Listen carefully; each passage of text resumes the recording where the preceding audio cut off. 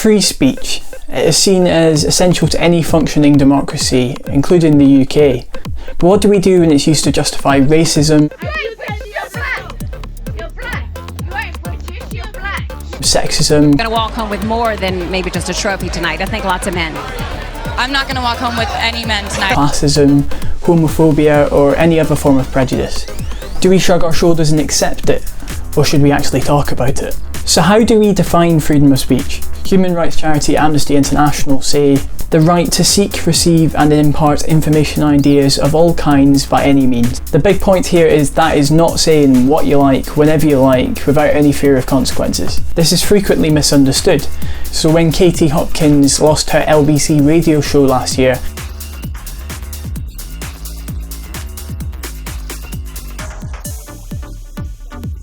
her supporters claimed it was a blow for freedom of speech. The same thing happened when far-right speaker Milo Yiannopoulos was banned from a Glasgow University student union. But let's be clear, absolutely no one has a right to a platform.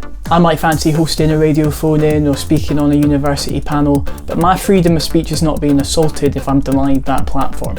So folks should be wary about the likes of former EDL leader Tommy Robinson and his followers when he's screaming about freedom of speech one minute but then calling for mosques to be banned the next. Have you read this book? Have you read this book? There are over a billion people. There are 100 verses in this book that incite violence and murder against us. Show some damn respect for people's religious beliefs. Some people say we should just defeat racists and fascists in open debate.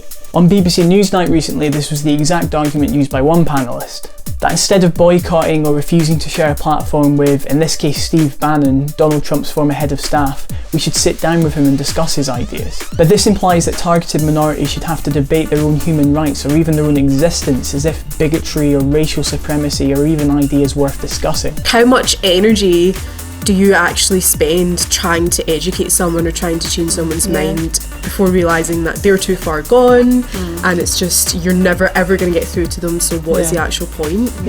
The irony of this, of course, is that when members of marginalised groups attempt to speak out about oppression, they're accused of being snowflakes by the very same people that whine about political correctness at every opportunity. In my opinion, bigotry is not a subject for debate, and the idea that everyone can express their freedom of speech from an equal footing is nonsense. The structuring of our society still means that a privately educated white guy, for example, is going to have the economic power and capital to access institutional platforms with greater ease. A genuine fight for freedom of expression would mean redressing this balance. Outright hate speech is banned in this country.